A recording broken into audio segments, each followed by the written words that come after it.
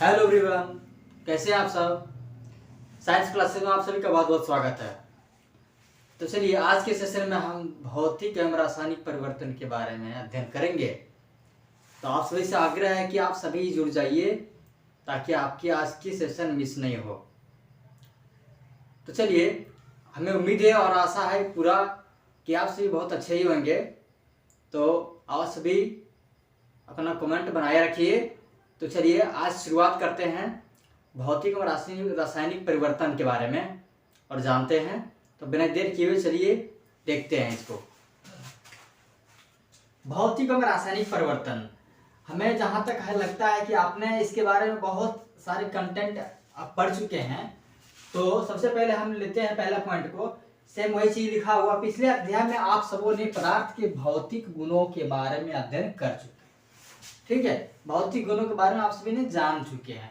तो चलिए हम इसके परिभाषा को फिर से जान लेते हैं कि भौतिक गुण क्या होते हैं। ऐसे गुण जिनका हम अवलोकन एवं वर्णन कर सकते हैं, जैसे कि रंग, कठोरता, दृढ़ता, बहाव, घनत्व, द्रवणांक एवं क्वथनांक इत्यादि को भौतिक गुण कहा जाता है।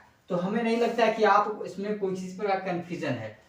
ऐसे गुण जिनका हम अवलोकन करते हैं, देखते हैं, समझते हैं एवं उसका वर्णन करते हैं, उनका विस्तार करते हैं, व्याख्या करते हैं उसके बारे में। जैसे कि रंग, किसी का रंग, कठोरता, किसी के कठोरता, दृढ़ता, बहाव, घनत्व, द्रवणांक, क्वथनांक, ये सारे चीज इत्यादि को भौतिक गुण कहा जाता है। यानी ये कोई पदार्थ में ही सारा चीज ये होते हैं। किसी का रंग होते हैं, कठोरता होते हैं पदार्थ की, दृढ़ता, बहाव, घनत्व, द्रवणांक, क्वथनांक इत्यादि जितने सारे ये होते हैं उसे क्या कहा जाते हैं? भौतिक गुण कहा जाते हैं। भौतिक गुण। ठीक है, चलिए परिभाषा आपने समझ लिया। अब भौतिक गुण और रासायनिक परिवर्तन, ये सबको हम व्याख्या में समझेंगे। सबसे पहला पॉइंट इसमें लेते हैं, हम देखते हैं अवस्थाओं का अंत रूपांतरण एक भौतिक परिवर्तन है। मतलब अवस्थाओं का अंतर रूपांतरण जो है एक भौतिक परिवर्तन है, क्योंकि ये परिवर्तन पदार्थों के संगठन में बिना परिवर्तन किए होते हैं। ठीक है, इनके पदार्थों के संगठन में बिना कोई परिवर्तन लाए, बिना कोई चेंजिंग लाए हुए ही होते हैं। और उनकी रासायनिक प्रकृति में भी कोई परिवर्तन नहीं होता है, और उनकी रासायनिक प्रकृति में भी कोई परिवर्तन नहीं होता है। ठीक है, यद्यपि बर्फ, जल और वाष्प, बर्फ, जल और वाष्प तीन चीज है, अलग अलग दिखते हैं। स्वाभाविक अलग अलग दिखेंगे। आप तो बिल्कुल परिचित है कि बर्फ अलग दिखते हैं, जल अलग दिखते हैं और वाष्प अलग दिखते हैं। लेकिन हमने देख लिया, और ये भिन्न भिन्न भौतिक गुणों को दर्शाते हैं। अलग दिखते हैं और इनके भौतिक गुण भी अलग अलग होते हैं, लेकिन ये रासायनिक रूप से समान होते हैं। लेकिन ये रासायनिक रूप से क्या होते हैं? समान होते हैं, एक जैसे होते हैं। ठीक, चलिए अगले पॉइंट को समझते हैं। जल तथा खाना पकाने वाले तेल। देखिए आप सभी तो जानते हैं जल को। जल तथा खाना पकाने वाले तेल, सरसों तेल हो या कोई भी तेल हो जिससे हम खाना बनाते हैं, दोनों द्रव हैं। दोनों क्या द्रव है आप जान ही रहे हैं, लेकिन इनके रासायनिक गुणधर्म भिन्न है। जैसे आपने समझे यहाँ समझ, लेकिन इनके रासायनिक गुणधर्म जो है अलग अलग है।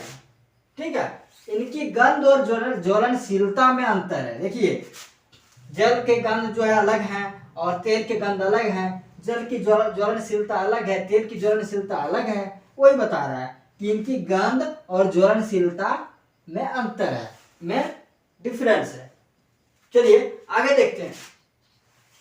हम जानते हैं कि तेल हवा में जलता है, अर्थात तेल जो है हम जलाते तो जलता है, जलने लगता है, जबकि जल आग को बुझाने का कार्य करता है। जबकि जल क्या करता है? आग को जो है बुझाने का कार्य करता है।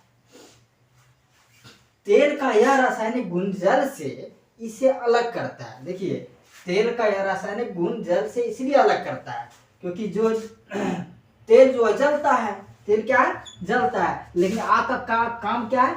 आग जो है जल को बुझाता है, जल जो है आग को बुझाता है। तो यही रासायनिक गुण के कारण जल इसे अलग करता है। जल में डिफरेंस और जल और तेल में डिफरेंस पाते हैं, यही गुण के कारण। चलिए अगले पॉइंट की ओर बढ़ते हैं। जलना एक रासायनिक परिवर्तन है। जैसा कि आप जानते हैं कि जलना एक रासायनिक परिवर्तन है, ठीक है। जलने की प्रक्रिया में एक पदार्थ दूसरे से क्रिया करके अपने रासायनिक संगठन में परिवर्तन लाता है। क्या करता है?